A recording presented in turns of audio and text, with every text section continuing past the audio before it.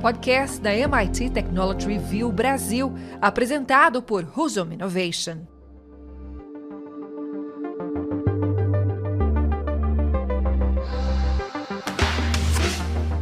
Olá, sejam bem-vindos e bem-vindas a mais um episódio do podcast Energy Center da MIT Technology Review. Eu sou Tomás Gomes, jornalista especializado em tecnologia e inovação. Estamos aqui novamente nos estúdios do Energy Summit. Dessa vez, quem está aqui com a gente é o Renato Paquet, CEO da Pollen. Renato, tudo bom? Bem-vindo, obrigado pela presença. Obrigado, Tomás. É um prazer estar aqui com vocês, compartilhando um pouquinho do que a gente constrói de trajetória e do que a gente ouve por aí também. Muito bom, Renato. Acho que para a gente começar a nossa conversa, queria que você falasse aí um pouco mais sobre você, para quem ainda não te conhece aqui da nossa audiência, e sobre a Pollen também, né? Um pouco aí da sua trajetória e da empresa. Eu sei que as coisas sempre se misturam, né? Totalmente. Vamos lá. Bom, eu fiz uma trajetória um pouco peculiar para esse caminho onde eu tenho hoje empreendedor, porque eu me formei em ecologia, né? Fiz ecologia numa FRJ e sempre quis trabalhar com conservação de ecossistemas e tudo mais.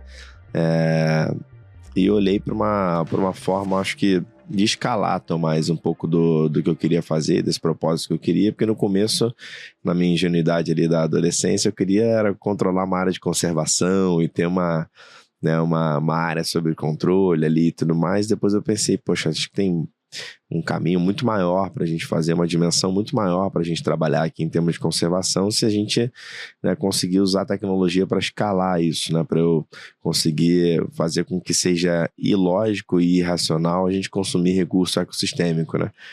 Então, por esse caminho eu comecei a trabalhar com indústrias, né? Então, primeiro no Conselho Empresarial Brasileiro para o Desenvolvimento Sustentável, construindo estratégias de governança para a sustentabilidade dos 40 maiores grupos empresariais do Brasil. Depois fui para a Federação das Indústrias do Rio, que é completamente diferente, né? São mais de 7.500 indústrias associadas, mas 95% delas micro e pequenas empresas. Então, você trabalhando numa dimensão de quem não tem recurso, de uma pessoa que executa tudo dentro da indústria dela, e como é que você ajuda esse cara a pensar em sustentabilidade, né? Essa é a última prioridade dele, mas quando você mostra para ele que você vai ter mais eficiência de custo, mais eficiência no uso do recurso no dia a dia, né? Que ele está deixando de lado linhas de receita que ele poderia ter utilizando a sustentabilidade como princípio, aí você faz uma virada de chave e esse negócio começa a ganhar uma dimensão um pouco melhor. E daí que veio a ideia de, poxa, como é que eu faço para escalar esse trabalho mais de consultor, de consultoria, vamos assim dizer, para que isso possa ser uma ferramenta utilizável aí por qualquer indústria, em qualquer lugar do país e, por que não, do mundo. E aí a gente começou com uma plataforma para compra e venda de resíduos online. Eu falei, puta, agora vamos brilhar nisso, vamos fazer o mercado livre dos resíduos, né? A empresa entra, compra na plataforma, outra, né, vende, a gente faz todo o fulfillment aqui da operação, para lá, amarramos tudo e, cara, ficamos 1 ano e meio perdendo dinheiro sem conseguir fazer a coisa andar. É muito difícil criar o efeito de rede, né, que o marketplace precisa para ele operar bastante bem. E só que nesse caminho a gente já tinha desenvolvido muito software de rastreabilidade, muita integração com outras plataformas que ajudavam a gente nessa conexão entre indústrias, e aí a gente foi para um caminho de neutralizar impacto de embalagem com uma espécie de crédito de reciclagem, então crédito de logística reversa, como é chamado hoje. Mecanismo muito similar ao do crédito de carbono, né, onde você compensa alguma emissão de carbono, com crédito de reciclagem você compensa alguma emissão de embalagem, com a diferença que isso se tornou um mercado regulado no Brasil. E aí a gente fez um salto, uma ascensão aí. Hoje tem mais de 500 mil toneladas ano sob gestão, sendo neutralizadas no Brasil, com empresas não só do Brasil, mas de outros 8 países. Aí a história andou para um caminho diferente. Muito bom. A gente está aqui, né, num podcast, num evento sobre energia, sobre o futuro da transição energética, e a gente até já gravou um episódio, eu estou sem minha colinha aqui, não me recordo qual, mas a gente já fez essa relação sobre o mercado de energia, esse novo mercado de energia e economia circular, né? Eu queria, assim, uma conexão, porque às vezes para quem não está dentro do setor não é tão óbvia, E aí eu queria que você ajudasse a gente aí a ligar essas pontas para quem está ouvindo a gente. Como é que você enxerga, né, esse potencial de colaboração entre esses dois movimentos? Pô, acho que essa é uma das principais discussões e ela é ofuscada um pouco pela dimensão da reciclagem, né? Que é um assunto tão interessante, todo mundo gosta, consome e tudo mais, e todo mundo só olha para o processo da economia circular como, né, ou da gestão de resíduos de uma maneira geral, como algo que você tem um produto e aí eu faço um novo produto reciclado e, poxa, eu deixei de causar um dano no planeta porque eu não descartei isso incorretamente ou não precisei extrair matéria-prima. Mas, Tomás, tem uma dimensão gigantesca de uso mais eficiente de recurso energético aí dentro. Vou te dar um exemplo. Só na Poli a gente é responsável pela gestão ali, aperfeiçoamento da logística reversa de latinhas de alumínio para bebida no Brasil. São 390 mil toneladas por ano de latinha, quase 33 bilhões de latinhas aí sendo recicladas. Só em economia de energia que a gente tem em fazer uma latinha a partir de uma outra latinha reciclada é equivalente em um ano ao consumo doméstico de todo o estado de Goiás em energia. Então a gente está falando de um número exorbitante de energia economizada ali só nesse processo de reciclagem das latinhas. Agora vamos olhar para todos os outros materiais, por exemplo.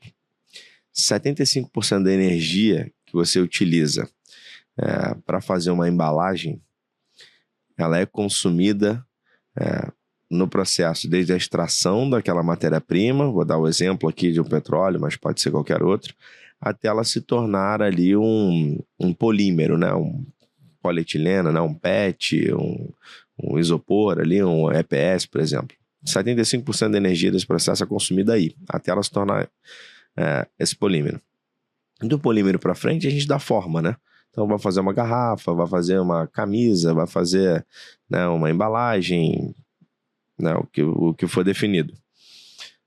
Quando eu dispenso essa embalagem, né, e ela vai para um caminho para ser aterrada, né, como a gente ainda pretende conquistar no Brasil, né, para deixar de causar dano ambiental, eu estou abandonando não só o recurso, mas também toda a energia empregada dentro desse recurso, né? E na Europa, principalmente, você tem um caminho já muito desenvolvido e fala, olha, se eu não tenho capacidade para reciclar, eu vou recuperar pelo menos a energia que eu tenho dentro desse negócio. E aí você cria as plantas de que a gente chama de waste to energy, né? Então você tem ali um poder calorífico genial, muito bom, que não tem aproveitamento aqui na reciclagem, mas vou gerar energia a partir disso. Isso faz com que, por exemplo, na Suécia e na Dinamarca tenham várias calçadas que são aquecidas para a dispensa do gelo só com vapor, né, que é produzido a partir de waste to energy. Então você criou um caminho que, olha, tudo que eu não puder reciclar eu vou recuperar energeticamente aqui e vai continuar, né, me atribuindo, me gerando valor. Então você tem um caminho dentro desse processo que é energia pura, né, e que a gente olha mais uma vez para a dimensão da reciclagem, porque é mais sexy, né, é mais fácil de ver, né, então uma latinha formando outra latinha, uma garrafa em outra garrafa e tal, mas a energia empregada nesse processo é gigantesca e deve ser olhada por essa ótica, né? E aí a gente está falando, né, você terminou de falar sobre algumas possibilidades aí de um potencial de impacto enorme, mas aí de maneira geral, você acha que a gente olhando aí, eu acho que trazendo um pouco o olhar aqui para o Brasil, né, para o mercado local, você acha que a gente está aproveitando essas oportunidades, como a gente deveria, a gente está num caminho para começar a explorar isso? E caso contrário, o que falta, né, para a gente impulsionar, alavancar e explorar essas possibilidades? Boa. Tomás, eu queria te dar uma notícia muito boa, mas não vou conseguir, cara. A gente tem um cenário hoje no Brasil que é um pouco atroz, assim, se você pensa em todas as dimensões de discussões que a gente tem aqui dentro. Então, o Brasil, por exemplo, recicla somente 3% daquilo que a gente gera como resíduos hoje, tá? Isso significa que das 80 milhões de toneladas de resíduos que nós geramos anualmente, só 3% disso efetivamente caminha para reciclagem. E, adicionalmente, cerca de 30% disso vai para um destino ilegal, né? Que são lixões a céu aberto, então você não aproveita de maneira nenhuma. E a gente não tem hoje em operação no Brasil nenhuma planta de waste to energy. A primeira está sendo construída ainda em São Paulo. Inclusive, empreendedor, né, botando a vida para frente ali, fazendo o caminho para fazer, que são uma empresa chamada Horizon, gestão de resíduos, e que ela olha para o resíduo também com uma dimensão de recurso, não aquilo que você usa para aterrar simplesmente. Mas veja o desafio, eles tiveram que estimular o Estado a criar uma regulamentação para instalação e operação de uma usina de waste to energy, que já é amplamente utilizada há décadas em diversos países, e que no Brasil a gente não tinha nem legislação para operar, né? Para como é que eu consigo licenciar. E tem vários lugares do Brasil que inclusive é proibido você fazer waste to energy. Então você fala, cara, é tão irracional, Tomás, que a gente não proíbe um descarte inadequado de resíduos que vai contaminar com metal pesado, um lençol freático que as pessoas vão tomar na casa delas. As pessoas acham mais satisfatório, vamos assim dizer, do ponto de vista de solução, você destinar inadequadamente para poluir do que você destinar para uma planta de incineração que vai recuperar energeticamente aqueles materiais e que no final vai soltar vapor de água para a atmosfera, né? Porque os catalisadores das chaminés sequestram tudo hoje. Você vai soltar vapor de água e cinza que você vai usar depois na construção civil, em qualquer outro emprego ali que ela tem. Então, é muito irracional, assim, eu não consigo... É tão distante de uma linha de pensamento que eu tenho que eu não consigo nem te justificar o porquê. Não, o que motiva, né, a tanta aversão ao waste to energy como temos aqui no Brasil. Mas acho que se a gente pode ter algumas notícias boas nesse sentido, né, desse campo de recuperação, é que a gente tem cada vez mais evoluído, né, enquanto empresa, enquanto sociedade, por um caminho de eu quero consumir coisas que estejam nesse caminho, nessa dimensão de sociedade. Então, acho que as pessoas têm enxergado cada vez mais que o recurso delas, né, o dinheiro delas é um voto para o modelo de negócio que ela quer para o futuro. Então, por isso eu escolho mais sustentável, por isso eu escolho uma energia mais limpa, por isso eu escolho, né, o meu dia a dia ali consumindo produtos e de empresas, né, e serviços mais sustentáveis, porque aí eu vou direcionando um recurso para esse caminho e aquilo que não vai tendo de recurso direcionado naturalmente vai minguando, né? Gostaria de ver esse caminho muito mais acelerado do que ele é hoje, mas é um pouco do cenário que a gente tem. Agora, partindo de uma perspectiva mais otimista, né? Pensando em futuro, caso a gente consiga aí organizar todas essas variáveis, essa estrutura, né, regulatória de ambiente de negócios também, queria que você falasse um pouco daí sobre essas possibilidades e tendências que você vê ganhando força, né? E também como vocês estão explorando isso, o que está no roadmap de vocês, aí não só apenas no mercado de energia, mas como de maneira mais ampla, né? Como waste management, economia circular como um todo. Legal. Cara, isso é uma dimensão muito, muito interessante, né? Você tem hoje um custo para gerir resíduo no Brasil, entre coleta e destinação de resíduos, de mais ou menos 38 bi de real por ano, tá? E a gente paga esses 38 bi de real para enterrar 80 milhões de toneladas de resíduos por ano no Brasil. Isso dá mais ou menos, se a gente for valorar esse recurso, a gente está falando de 120 bilhões de reais. São dados do Panorama de Resíduos Sólidos do Brasil, anuário, que é o anuário da Abrelp, para quem quiser dar uma lida mais profunda. Então você tem ali 38 bi sendo pagos para enterrar 120 bi. Essa é a conta básica aqui que a gente tem. Tá? Se a gente olha para um cenário onde a gente consegue encaixar essas variáveis e desenvolver o mercado para esse caminho, você não só tem esses custos evitados todos, como a valoração desse material. Então, vou dar um exemplo aqui do ponto de vista de energia, dando tratamento para um resíduo orgânico, tá? Resto de comida da nossa casa, que é aquilo que a gente não enxerga como mais trivial na geração de energia como sociedade, mas é aquilo que tem mais valia ali para a geração. Então, uma cidade de 500 mil habitantes, no Brasil você tem uma geração per capita de resíduos de mais ou menos 1 quilo por habitante dia, tá? Então, uma cidade de 500 mil habitantes, ela gera mais ou menos 550 toneladas de resíduo ali, mais ou menos, essa é a conta, né? Então, você vai gerar ali, então, energia suficiente com uma cidade de 500 mil habitantes para abastecer uma cidade de 50 mil habitantes, tá? Então, mais ou menos a cada 10 pessoas então, que a gente tem ali destinando resíduos adequadamente, a gente alimenta uma pessoa, né? Uma residência ali para energia.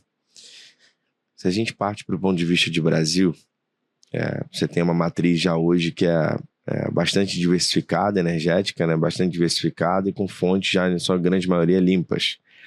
Se a gente caminha para um lugar onde a gente consegue encaixar ali a biodigestão, que é um caminho completamente racional, que tem muita gente predisposta a investir no Brasil, a gente sabe disso por diversas conversas que temos com fundos ali, o negócio é a insegurança jurídica que existe ali das regulamentações, mas isso acho que é um ponto mais ajustável.